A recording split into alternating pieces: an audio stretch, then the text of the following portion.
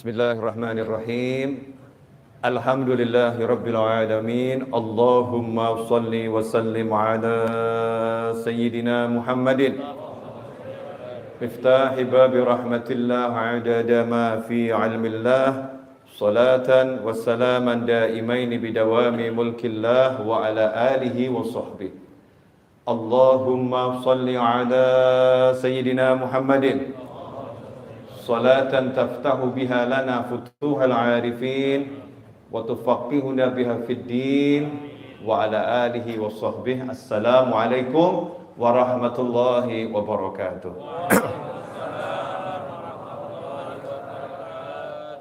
Alhamdulillah, lagi-lagi Allah memberikan kita karunia untuk membersihkan dosa-dosa kita, mengangkat derajat kita, meningkatkan kedudukan kita dengan kita didudukkan di rumahnya, di majelisnya bersama dengan hamba-hambanya. Alhamdulillah. Ini pertanda alamatul khair, pertanda baik. Ya, pertanda baik. Gak mungkin kita gak baik kalau kita dimasukkan ke tempat yang baik. Itu harus kita yakini. Kalau udah kita dimasukkan ke tempat yang terbaik, yaitu masjid, berarti memang kita orang yang baik. Nah, kalau kita masuk ke tempat-tempat yang nggak baik, nah itu ngeri itu. Meskipun kita nggak boleh menilai orang-orang di tempat yang tidak baik adalah orang yang tidak baik. Tetapi untuk diri kita sendiri, kalau kita masuk ke tempat-tempat yang tidak baik, kita harus waspada. Jangan-jangan saya ini jadi orang yang nggak baik lagi nih, karena saya masuk ke tempat-tempat yang nggak baik. Sementara kalau kita lihat ada siapapun masuk ke tempat yang baik, walaupun wujudnya itu ya seperti itu. Mungkin hariannya nggak baik, tapi beliau masuk ke tempat yang baik, kita harus yakini ini min ahlil khair. Ini orang yang baik. Kalau nggak baik, nggak mungkin diizinkan sama Allah Ta'ala untuk masuk ke dalam rumahnya Allah Subhanahu wa Ta'ala. Kalau bahasa saya begini, saya selektif siapa yang saya izinkan masuk ke rumah saya. Ada yang sampai di halaman, monggo. Tapi kalau mau masuk rumah, bukakan pintu, diajak duduk, nah ini nanti dulu. Kita selektif siapa orangnya ini. Ya siapa orangnya. Begitu pula juga dengan antum, betul atau betul? Selektif. Perkantoran bahkan ada security. Perumahan ada security yang tidak memenuhi standar. Ya. Mall bahkan sekarang security-nya tambah aturan. Nggak pakai aplikasi peduli lindungi, walaupun kamu modelnya seperti A, apapun security akan mengatakan mohon maaf, ya aplikasinya dulu, atau mungkin ada surat-surat yang mendukung baru bisa masuk. Begitu pula dengan rumahnya Allah Subhanahu wa Ta'ala, kita harus yakin siapa yang udah dimasukkan Allah ke sini berarti orang yang sudah layak, ya orang yang punya kualitas. Ya, orang yang punya kemuliaan, terlepas kita nggak bisa melihat kemuliaannya, kita nggak bisa melihat kebaikannya, karena kebaikan antar individu yang satu dengan individu yang lain itu tidak sama. Ada pencuri, ada masuk masjid, baik nggak itu? Baik, mencurinya ya nggak baik. Ada koruptor masuk masjid, baik nggak? Baik, yang nggak baik apa? Mencurinya, cuman namanya buat korupsi kan agak keren korupsi ya. Ya sama-sama maling kan beda level. Beda level, sehingga namanya juga berubah ya, seperti itu. Tapi kalau sampai kita yang punya banyak hal nggak baik dimasukkan masjid, sadarlah berarti di diri kita ada minimal satu kebaikan yang menyebabkan Allah mengizinkan kita masuk ke dalam masjid. Itu harus di husnudzon, prasangka baik. Gak akan rugi orang yang berprasangka baik. Alhamdulillah. Mentok, pusing, banyak hutang, bingung, suaminya nyebelin bingung, istrinya ngeruwetin bingung, anaknya nggak bisa diatur bingung, tetangganya reseh bingung. Ini bahasanya orang zaman sekarang gitu ya. Di kantor banyak masalah, bingung. Satu kata gitu, bingung cari solusi. Ya, bingung cari solusi. Ini yang terjadi di tengah-tengah masyarakat dan harus disolusikan. Kalau kita bilang kamu hadir majelis, jawabannya saya ini ahli majelis, Bib. Kalau kita bilang kamu baca istighfar yang banyak, oh udah kebanyakan, Bib, masya Allah, udah kebanyakan, Bib. Kalau kita bilang kamu sholat hajat dan yang lain, udah saya jalankan, Bib. Kalau kita bilang kamu banyak baca surat Yasin, jangankan Yasin, Bib, khatmul Quran itu udah saya lakukan berkali-kali, tapi masih pusing, Bib. Ada enggak yang seperti ini? Ada kan ya? Nenek saya itu lahirnya tanggal 20 Jumadil Akhir. Kenal nenek saya? Kalau nggak kenal keterlaluan. Asli kalau nggak kenal keterlaluan. Nenek saya namanya Fatimah Az-Zahra, putranya Nabi Muhammad SAW, putrinya Nabi Muhammad SAW. Itu nenek saya. Ini tanggal 20 kalau saya nggak salah ya. Nah, kadang cucu kan juga salah tanggal, wajar tuh ya. Cucunya juga nggak jelas.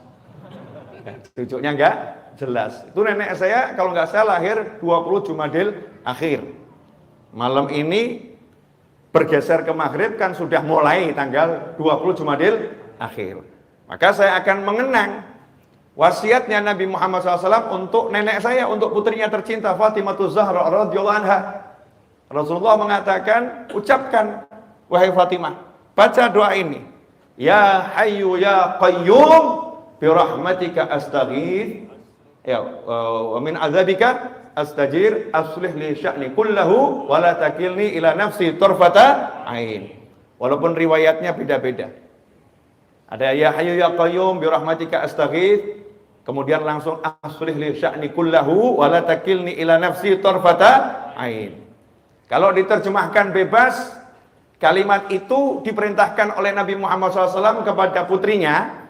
Nah, ini menarik ya. Saya mau nanya sama bapak-bapak dan ibu-ibu, mohon maaf. Kapan terakhir kali kita panggil anak kita, putra atau putri kita, kemudian kita ngomong begini, nak, jangan lupa ya, kalau habis sholat subuh sama habis sholat maghrib atau pagi sama sore, jangan lupa baca doa ini. Ini doa favoritnya ibu, ini doa favoritnya ayah. Baca doa ini, insya Allah kamu selamat dunia akhirat. Ayo dibaca, diapalin. Kapan terakhir kali, Bu? Kita hafalkan dulu doa-doa yang bisa kita wasiatkan untuk putra-putri kita, karena hadiah terbaik seorang mukmin kepada mukmin yang lain adalah ilmu, adalah doa. Maka hadiah terbaik kepada anak adalah bekali ilmu akhirat. Kasih dia amalan, kasih dia zikir, kasih dia doa. Itu akan jadi bekal yang abadi selama-lamanya. Dan itu dilakukan oleh Nabi Muhammad SAW meskipun beliau pembuka. Surga nggak akan bisa dimasukin siapapun kalau belum dimasukin oleh Nabi Muhammad SAW. Meskipun yang punya kuncinya adalah Nabi Muhammad SAW, tapi Rasul rajin ngomong pada keluarganya, baca ini, baca ini, baca ini, amalkan ini, amalkan ini, amalkan ini. Sementara kita nggak punya pembuka kuncinya surga kecuali nunut Nabi Muhammad SAW. Kita yang ada sama anak, jangan lupa sarapan, jangan lupa makan siang, jangan lupa mandi, jangan lupa gosok gigi, jangan lupa bersihkan tempat tidur, jangan lupa olahraga, jangan lupa,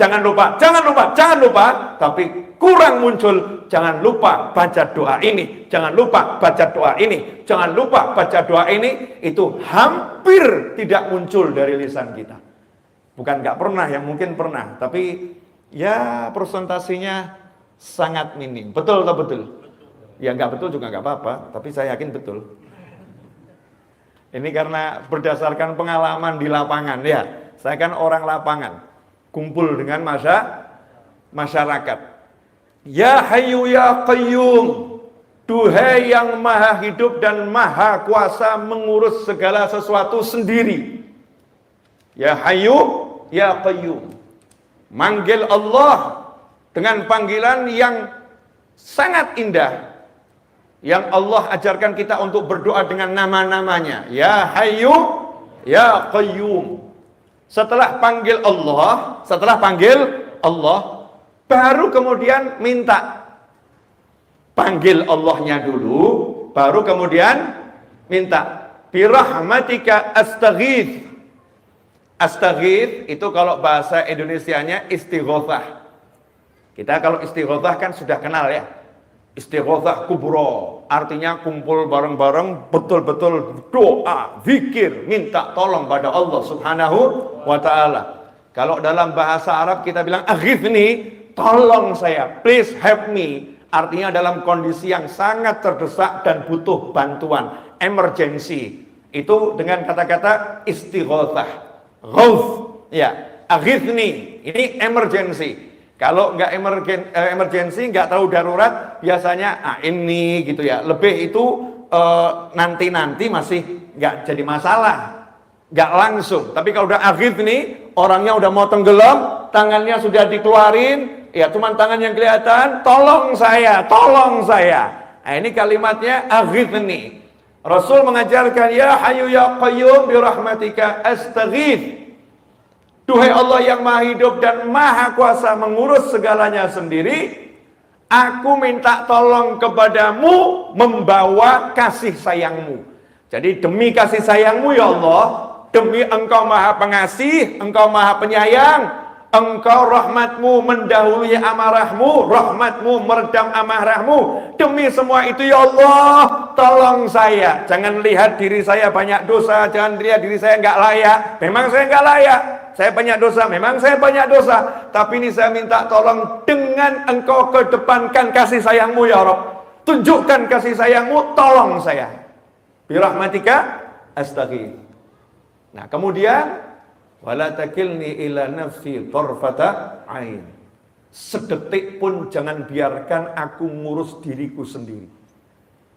Jangan serahkan urusan itu untuk kuurus sendiri sedetik pun.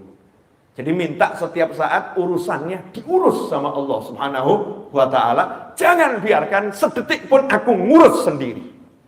Engkau yang ngurus ya Rabb, engkau yang bereskan ya Allah. Terasa enggak 15 menit? Enggak, ya inilah wali-wali itu Masya Allah.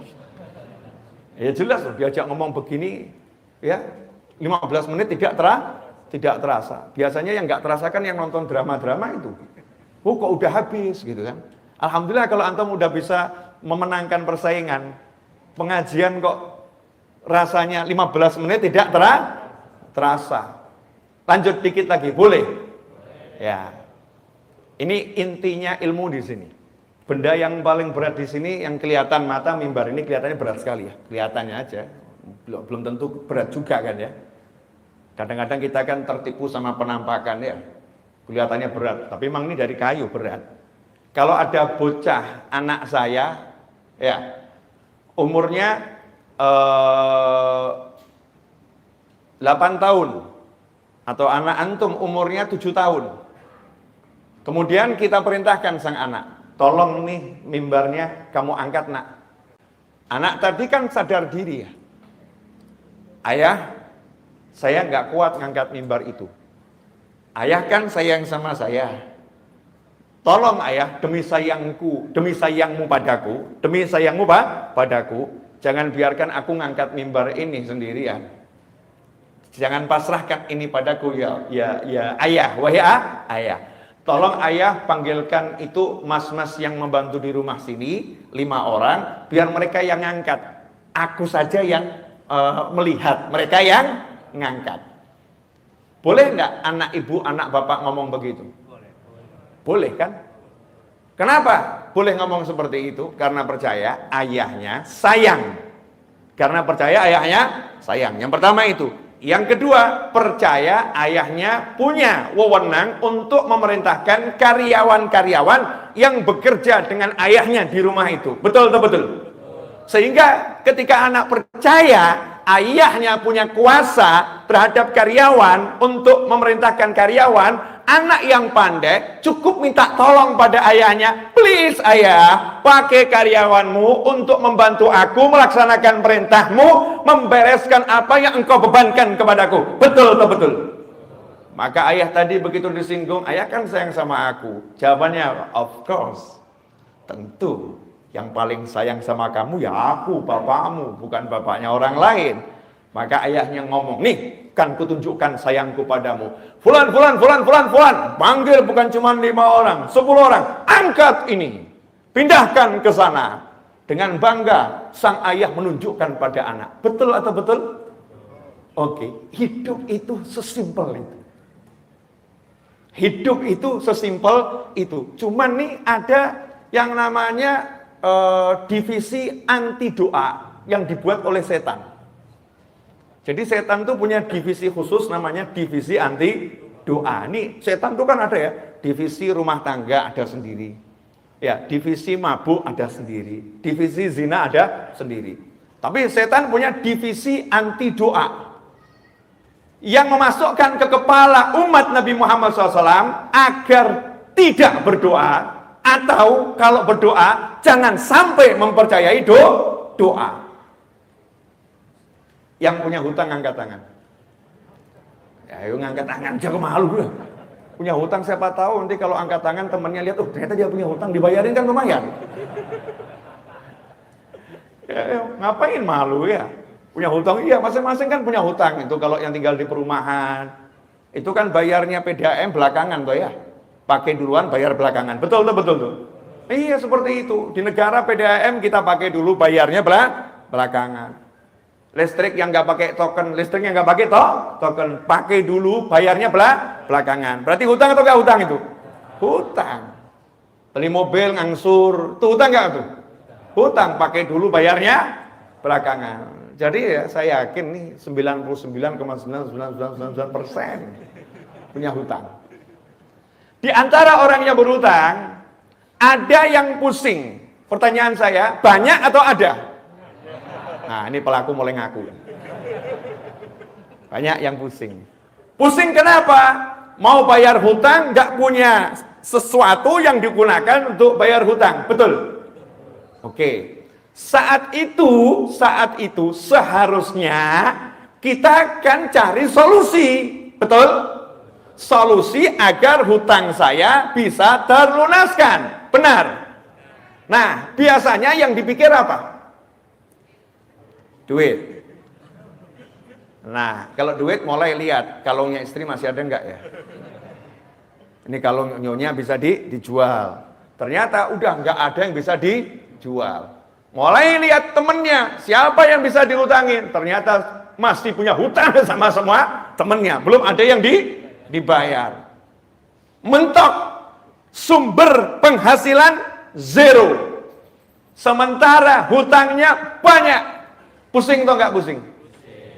Pusing. Ini wajar nih manusia, pusing. Karena pola berpikirnya memang salah. Pola berpikirnya salah, jadinya pusing. Kata mentok itu enggak ada. Untuk mukmin itu enggak ada judul mentok, enggak ada. Jalan buntu enggak ada. Mentok itu hanya satu, akhirat. Itu mentok. Setelah sampai akhirat, akhir nggak ada lagi ya. Setelah surga ya nggak ada, ya surga selama-lamanya di sana, mentok, habis. Tapi kalau hutang, masalah, nggak ada judulnya, udah mentok, nggak ada. Yang ada pikiranmu buntu, betul? Karena kamu pakai pikiranmu sendiri, mikir sendiri, usaha sendiri, mengutamakan kemampuan sendiri, merasa dirimu Tuhan yang menguasai jagat raya ini, sehingga pikirmu bisa merubah sesuatu. Maka dibuat blok, ayo mikir apa lagi? Entok. Tapi beda dengan orang yang udah kenal sama Allah Ta'ala dan paham apa itu yang namanya hidup. Hidup ini milik siapa? Inna lillahi wa inna ilaihi raji'un. Miliknya Allah. Semua miliknya Allah. Maka konsep yang paling sederhana, kembalikan segala sesuatu kepada Allah. Ketika mau berhutang, minta izin sama Allah. ya Allah, saya mau hutang, tolong nanti lunaskan hutang saya ya Allah dengan mudah. Sekarang yang mau hutang nggak izin sama Allah, begitu mau hutang, lihat aset yang dimiliki. Betul nggak betul? Lihat kolega yang dimiliki. Lihat teman-teman yang bisa dihutangi nanti kalau kepepet. Lupa kalau yang maha kaya adalah Allah subhanahu wa ta'ala. Langkah awal ketika berusaha sudah salah karena menyandarkan semua usahanya kepada makhluk, kepada ciptaan yang lemah, bukan kepada maha pencipta, yaitu Allah ta'ala. Qul huwallahu ahad, Allahus somad. Katakanlah cuman Allah yang ada, Allah yang esa. Hanya Allah tempat berharap, bergantungnya segala sesuatu. Nah, alhamdulillah Allah tuh maha baik. Kirimkan utusan, ngajarin kita semua. Itulah makna la ilaha illallah Muhammadun Rasulullah SAW. Gak berhenti di la ilaha illallah, Tuhan hanya Allah, tapi Allahnya kasih utusan untuk menjelaskan semua kebutuhanmu. Semua yang menjadi harapanmu, semua menjadi keinginanmu, cara menggapainya bagaimana, biar selamat caranya bagaimana. Allah kirim utusan 100%, semua perbuatan dan ucapan dan diamnya utusan ini di bawah kendali Allah subhanahu wa ta'ala. Jadi tidak ada yang lebih hebat dari Nabi Muhammad SAW. Ucapannya, diamnya, gerakannya, semua adalah wahyu ilahi. Jadi gak mungkin salah. Kalau udah paham begini, tenang buat yang udah la ilaha illallah Muhammadun Rasulullah SAW. Begitu punya masalah apapun itu, yang pertama kali didatangi adalah Allahnya. Allahumma ya Allah, saya punya hutang, saya punya suami nyebelin, saya punya istri yang gak bisa denger ucapan saya punya anak yang perilakunya udah kelewat batas. Saya punya masalah di kantor, saya punya. Pertanyaan saya, ucapan kita yang seperti itu sebetulnya sama enggak dengan anak kita tadi? Ketika lapor sama bapaknya, sama enggak? Sama. Saya percaya Tuhan saya dan Tuhannya segala sesuatu, la ilaha illallah, maha kuasa, maha bisa, dan aku tak bisa apa-apa. Maka saya serahkan sama Allah. Saya enggak bisa ya Allah. Saya usaha. Seperti yang kau perintahkan, saya akan terus berusaha. Tapi jujur, saya nggak bisa apa-apa. Makanya saya minta tolong sama kamu ya Allah. Tolong ya Allah, bla bla bla bla bla bla bla bla. Sekarang saya mau nanya, semua yang di jagat raya itu dalam genggaman siapa? Allah. Genggamannya Allah Ta'ala. Dan Allahnya udah bilang, Udu'uni astajib lakum. Panggil aku akan jawab panggilanmu. Makanya doa tadi pertama kali, ya hayyu ya qayyum. Kalau kita berdoa, Allahumma rabbi inni ya rabbana, manggil Allahnya dulu. Allah. Nggak ada doa ujuk-ujuk. A'inni ala dzikrika wa syukrika wa husni ibadatik. Depannya pasti Allahumma a'inni ala dzikrika wa syukrika wa husni ibadatik. Allahumma ya Rabb ya Rabbana. Semua itu bentuk manggil Allah Ta'ala. Maka nomor satu, panggillah Allah dengan yakin. Gak ada yang bisa selesaikan urusanmu kecuali Dia. Pede. Allahumma. Begitu kita bilang Allahumma, langsung jawabannya, labbaik abdi. Kenapa? What happened? Apa yang terjadi? Apa yang kamu butuhkan? Apa yang kamu inginkan? Kamu butuh apa? Kita jawab bla bla bla bla bla bla bla. Allah bilang astajib lakum. Jangan khawatir. Semua permintaanmu, permohonanmu aku jawab. Aku jawab. Anak tadi ngomong sama ayahnya, ayah perintahkan mas itu. Bapaknya ngomong, oke nak, deal, selesai. Anak tadi yang nyantai aja, udah masalah udah diurus sama ayah. Dia nggak akan nanya berkali-kali, ayah masnya udah dipanggil belum ayah? Ayah nih masnya kok gak kelihatan, mana sih ayah? Ayah bisa nggak sih manggil mas tadi itu? Bisa nggak sih ayah? Nggak nanya, karena apa? Percaya sama ayahnya. Nah sementara kita ngakunya percaya sama Allah, nanya melulu, kabul nggak ya? Kok belum ada tanda-tanda pengabulan ya? Terwujud enggak ya? Jalannya hidup dengan mikirin kabul enggak, kabul enggak, kabul enggak, kabul enggak. Karena enggak percaya, ya Allah tolak urusan dulu. Kamu enggak percaya sama aku. Kamu enggak trust sama aku. Ikhwani rahimakumullah. Lah itulah fungsinya divisi setan.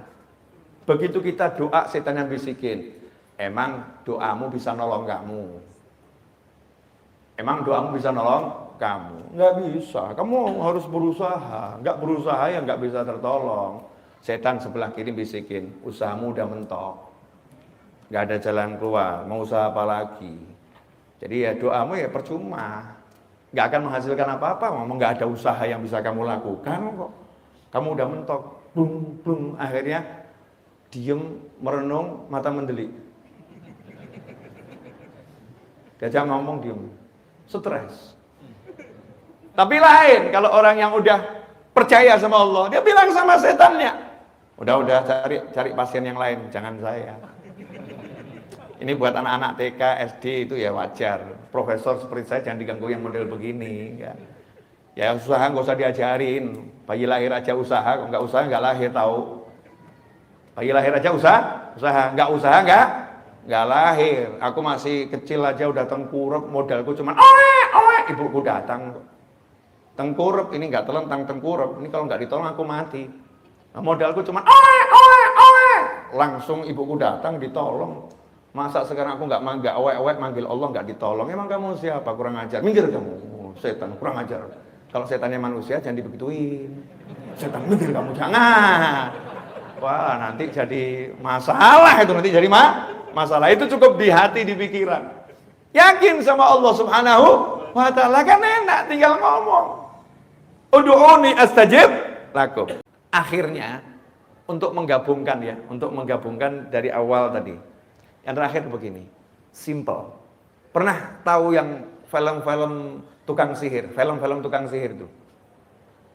Judulnya macam-macam ya. Saya masih cari itu selain Harry Potter, ya.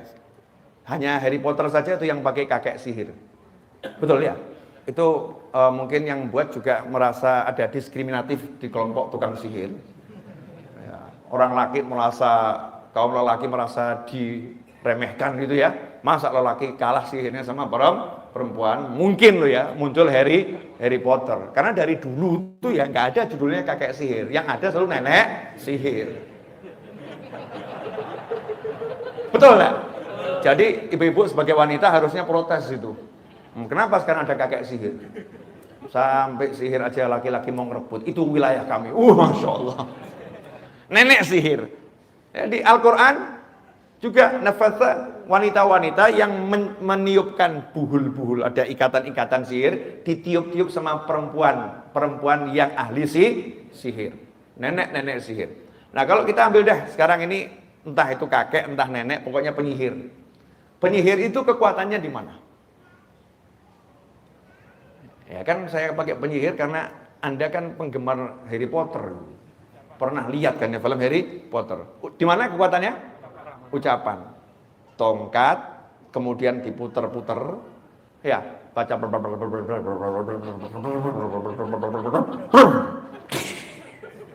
Betul? Nah, pertanyaan saya, sekedar ucapan kemudian bisa jadi? Enggak. Ternyata ucapan harus dengan konsentrasi percaya kalau ucapan itu akan membuahkan hasil. Betul? Kodok, bus jadi kodok. Kaget. Jadi percaya pada ucapan. Ucapannya ada, percayanya ada. Ucapannya, mantranya ada, yakinnya ada. Maka jadi. Betul begitu? Ya itu penyihir. Masa muslim pakai ilmunya tukang sihir? Kan enggak. Nabi Muhammad SAW ingatkan ilmunya anbiya wal mursalin, aulia wal sholin, semuanya dari zaman Nabi Adam sampai kapanpun. Kekuatannya itu kalau penyihir ada mantra, kita merapal doa. Kekuatannya adalah di kalimat-kalimat doa. Kalimat-kalimat doa. Makanya muncul sabda Nabi Muhammad SAW, ad-doa silahul mu'min. Doa itu senjatanya mukmin. Sementara sekarang mukmin udah diajarkan meninggalkan doa. Kalau mukmin udah meninggalkan doa, maka kekuatannya mukmin akan runtuh.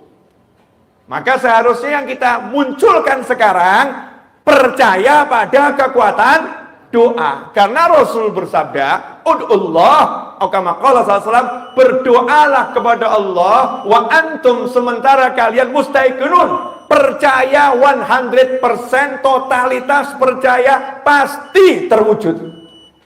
Bil ijabah. Pasti diwujudkan sama Allah Subhanahu wa taala.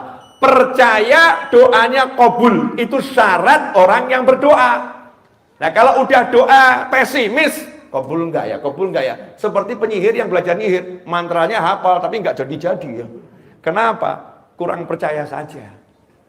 Kamu kasih percaya sedikit, jadi percaya. Nah, kalau kita mau hasil semua yang kita minta sama Allah Ta'ala, Allah cuma minta kita satu, trust me, percayai aku. Maka minta dengan yakin, dengan percaya, Allah Maha Kuasa untuk mewujudkan apapun keinginanmu. Kalau jawabannya lah, tapi saya kan nggak mampu, tapi saya kan nggak bisa, tapi saya kan, ya memang orang doa itu judulnya karena aku bodoh, karena aku lemah, karena aku nggak punya, karena aku, dan engkau maha kaya, engkau maha pandai, engkau maha bisa, engkau maha, makanya aku minta sama engkau ya Allah, kan begitu.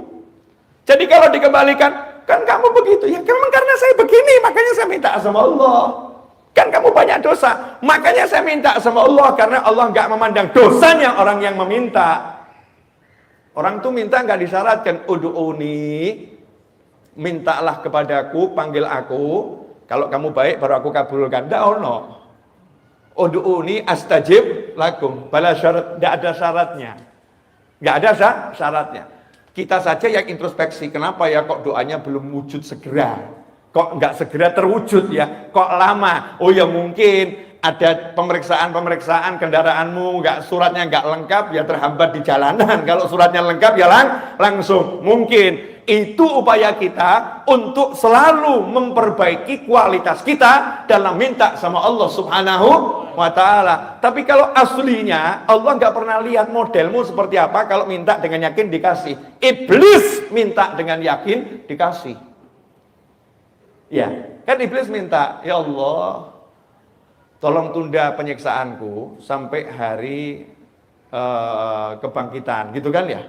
Tunda penyiksaanku selama-lamanya, jangan disiksa aku. Sama Allah dikasih batas waktu maklum, dengan waktu yang tertentu sampai hari kebangkitan saja. Tapi intinya iblis minta dikasih sama Allah. Padahal iblis baru saja unjuk kesombongan. Baru maksiat yang terbesar, sombong pada Allah Ta'ala, minta dikasih. Dosa kita ini paling apa toh paling? Ya insya Allah kan dosanya nggak sombong sama Allah kan, nggak toh ya. Paling-paling lihat perempuan yang cantik jadi suka lihat yang laki-laki. Ya, paling kan dosanya model-model begitu. Yang ibu-ibu lihat aktor Korea kok ganteng seneng gitu kan ya. Itu dosa bu, ya. Paling kan dosanya model-model begitu. Nggak sampai yang begitu-begitu gitu ya.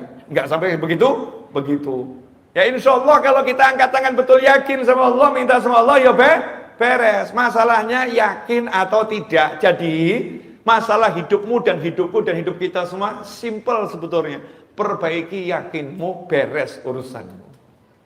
Perbaiki yakinmu, beres urusanmu. Dan anehnya ya, sama perusahaan yang menjanjikan gaji di akhir bulan kamu percaya, sama Allah yang sudah menjanjikan engkau berdoa pasti aku wujudkan, kenapa enggak percaya? Sama itu loh, kalau pesan online tuh ya, pesan online entah itu food apa gitu ya, kalau sudah pesan kemudian diklik, kemudian sudah siap dihantarkan, ya sudah siap dihantarkan, driver sedang mengantarkan pesananmu, ya engkau kan ya nyantai nunggu di rumah toh. Nggak ngecek terus setiap 1 menit dicek kan tidak ya. Nanti kalau udah datang kan ya datang. Kalau pesan kepada aplikasi online pesan barang pengirimannya next day, ya kita ya juga yakin kalau udah dikirim ya besok sampai. Nggak tiap detik ngecek sampai atau tidak. Kenapa kita pesan sama Allah Ta'ala kok nggak percaya pasti sampai? Seharusnya kita percaya, lanjutkan kehidupan. Pesan saya sebelum mengakhiri kajian di malam hari ini, jangan kita sibuk mengomentari orang lain, sibuklah mengomentari diri sendiri. Jangan pernah mengomentari hal-hal yang nggak perlu dikomentari, tapi nggak mengomentari sholat anak kita yang belum beres, sholat pasangan hidup kita yang belum beres, sholat pembantu rumah tangga ART kita yang belum beres. Sibuklah memikirkan rumahmu agar selamat bangsamu. Jangan sibuk memikirkan rumah orang lain dan rumahmu tak pernah kamu perbaiki. Roboh bangunan yang ada di negeri ini. Paham maksud saya ya? Jadi fokus perbaiki diri sendiri dan kembalilah cari ilmu. Insya Allah akan jadi barokah dan manfaat. Wal afu minkum. Wassallallahu ala sayyidina Muhammadin wa alihi wasallam. Walhamdulillahi rabbil alamin. Wassalamualaikum warahmatullahi wabarakatuh.